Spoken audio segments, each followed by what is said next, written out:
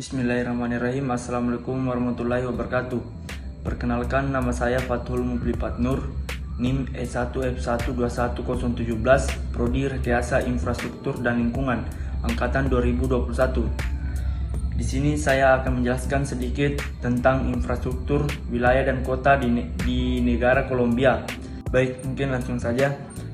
Sejak tahun 2017, Kolombia telah meningkatkan peringkatnya dalam Indeks Daya Saing Global atau GCI Forum Ekonomi Dunia dari peringkat ke-66 pada tahun 2017 menjadi peringkat ke-84 pada tahun 2020. Peningkatan peringkat Kolombia mencerminkan perbaikan terkini dalam infrastruktur, stabilitas dan pengembangan kelembagaan. Namun infrastruktur Kolombia masih terbelakang dibandingkan infrastruktur regional. Pasca penandatanganan perjanjian perdamaian antara pemerintah Kolombia dan Angkatan Bersenjata Revolusioner Kolombia atau FARC pada tahun 2016, pembangunan infrastruktur menjadi prioritas pemerintah. Mantan Presiden Santos 2010 sampai 2018 dan Duque 2018 sampai 2022 pada tahun 2015 ketika perjanjian dengan FARC dinegosiasikan, administrasi Santos membentuk inisiatif infrastruktur untuk menghubungkan Kolombia melalui proyek transportasi multimedia yang bisa disebut Rencana Induk Transportasi Antarmoda atau PMTI. Inisiatif ini mencakup 100 proyek jalan raya, 52 proyek jalan raya, 5 proyek kereta api, 8 proyek fluvial, 31 proyek bandara, dan berbagai proyek pengerukan. Pada tahun 2016, nilai yang ditetapkan untuk inisiatif ambisius ini adalah COP 10,4 triliun yang setara dengan 1,3% PDB Kolombia. Rencana tersebut dibagi menjadi dua program, yaitu proyek infrastruktur generasi keempat atau 4G dan proyek infrastruktur generasi kelima atau 5G. Warisan infrastruktur mantan Presiden Duque adalah menyelesaikan proyek-proyek 4G dari pemerintahan sebelumnya dan menyusun proyek infrastruktur generasi kelima atau 4G. Proyek infrastruktur 4G bertujuan untuk mengembangkan konektivitas negara dengan menghubungkan kawasan industri dengan pelabuhan, mencakup 29 proyek jalan raya jalur lalu lintas ganda sepanjang 4.970 mil dan restorasi 4.349 jalan. Ketika Ivan Duque menjabat sebagai presiden pada tahun 2018, 16% proyek 4G telah selesai. Dia mengakhiri masa jabatannya dengan menyelesaikan 66% proyek 4G. Pemerintahnya menyelesaikan 20 dari 29 proyek jalan. Sisanya sedang dikembangkan oleh administrasi Petro saat ini. Di Kolombia, proyek 4G dikembangkan berdasarkan skema kemitraan publik swasta atau KPS. Menurut mantan Menteri Perhubungan Angela Mario Orozco, proyek pembangunan jalan raya ini bernilai 12 juta US dollar. Pada tahun 2022, Kolombia memilih Gustavo Petro sebagai presiden sayap kiri pertama. Petro administrasi telah beralih ke kebijakan yang lebih bersifat sosial, kesetaraan dan lingkungan hidup di negara ini, termasuk kebijakan infrastruktur dan transportasi yang akan menguntungkan daerah pedesaan yang telah terbebaskan dari pembangunan. Administrasi Petro berkomitmen untuk meningkatkan akses konektivitas, transportasi multimoda, memerangi perubahan iklim, transisi energi, dan mengembangkan kebijakan publik yang berkelanjutan. Portofolio infrastruktur mencakup reaktivasi kereta api, renovasi bandara, dan proyek air. Lanjut, yaitu ke bidang transportasi, terutama pada transportasi kereta api. Pada November 2020, administrasi Duque meluncurkan rencana induk kereta api untuk Kolombia. Hal ini bertujuan untuk meningkatkan dan mengembangkan jalur kereta api, barang dan penumpang. Rencana tersebut menetapkan tujuan untuk mengurangi 26% biaya logistik negara guna meningkatkan produktivitas dan mengurangi pencemaran lingkungan. Wilayah Bogota dan Medellin yang lebih luas berencana untuk melakukan pembangunan kereta api di tahun-tahun mendatang. Bogota bertujuan untuk mengembangkan wilayah Cundanimarca dengan menghubungkan kota dan daerah pedesaan sekitarnya dan jalur metro dan kereta komuter. Demikian pula Medellin berupaya meningkatkan daya saing departemen Antioquia dengan menghubungkan pusat distribusi ke kota pelabuhan.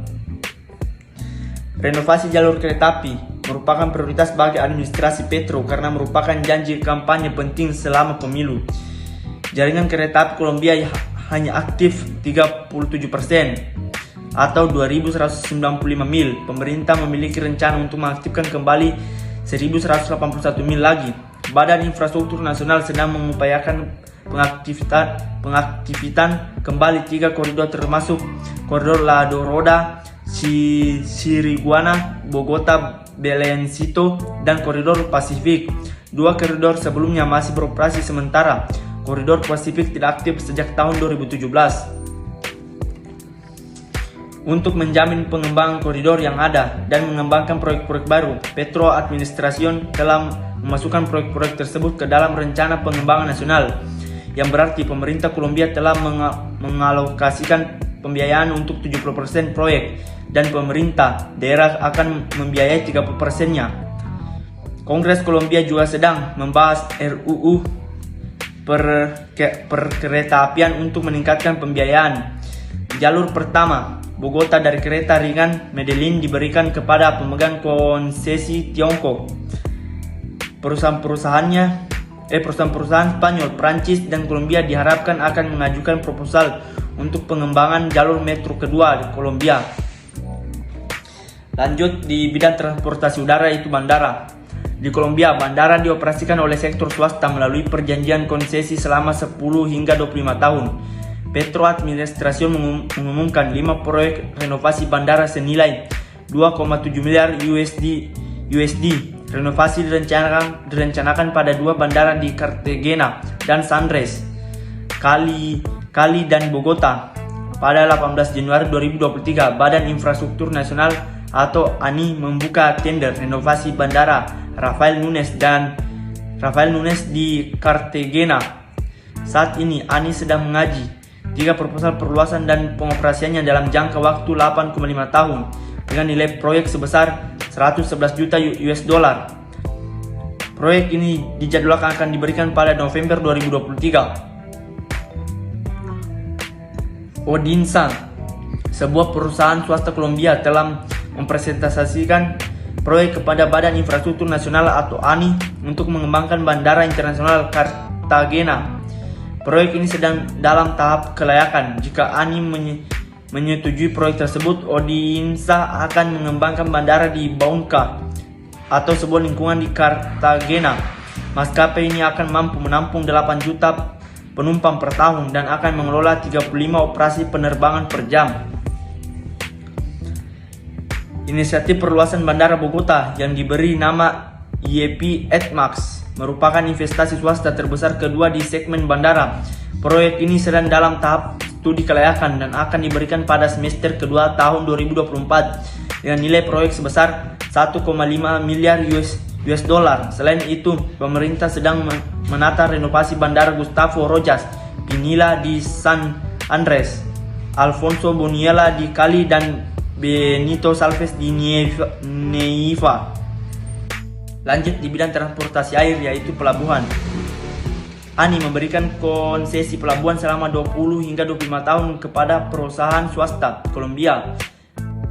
Memiliki 8 wilayah pelabuhan yang terletak di kawasan Pasifik dan Karibia. ANI telah memberikan konsesi kepada 61 pelabuhan. Pelabuhan Kolombia di Buenaventura dan Barranquilla kehilangan daya saing karena laju sedimen berdampak pada akses pelabuhan. Melalui pengembangan proyek perairan seperti kemampuan navigasi Sungai Magdalena dan Selat Bique, pelabuhan Barranquilla dan Cartagena bertujuan untuk meningkatkan daya saingnya dengan mengurangi volume sedimen. Puerto Antioquia adalah pengembangan pelabuhan terbaru di negara ini. Pelabuhan tersebut berada di kawasan Teluk Urabá dekat perbatasan Panama di pesisir Karibia. Puerto Antiquia akan memiliki kemampuan untuk menangani 1,15 juta ton kargo per tahun, 3 juta ton kargo curah, dan 60.000 mobil. Selain itu, pelabuhan tersebut akan menjadi jalur utama ekspor pisang dan buah-buahan ke pasar Amerika dan Eropa.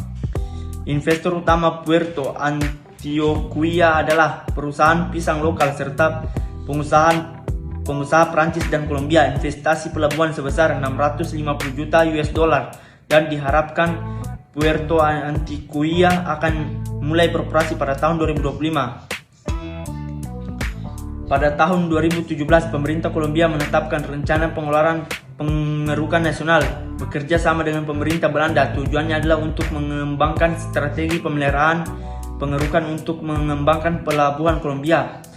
Pemerintah Kolombia melalui National Roads Institute atau INVIAS merupakan operasi pengerukan tahunan di pelabuhan Buenaventura, Cartagena, Barranquilla, Tumaco, Providencia, San Andres, dan Teluk Uraba. Pabrikan peralatan pengerukan di AS telah menyediakan beberapa mesin kepada pemerintah untuk melakukan pekerjaan pengerukan. Operasi pengerukan dikelola oleh INVIAS yang berada di bawah Kementerian Transportasi Kolombia dan oleh karena itu harus dikembangkan melalui proses tender.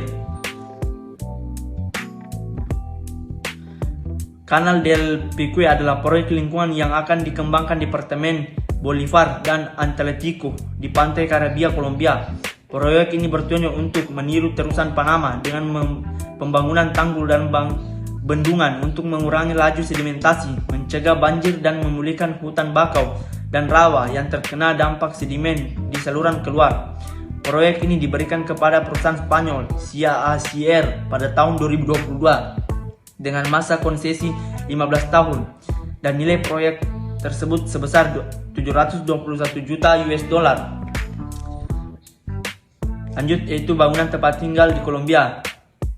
Subsektor konstruksi perumahan memimpin sektor konstruksi di Kolombia. Ke-28 perusahaan konstruksi yang biasa disebut konstruktors mendominasi sektor perumahan residensial sejak tahun 2013 hingga tahun 2020. Sektor ini tumbuh dari 112.000 unit rumah terjual menjadi 176.000 unit rumah terjual.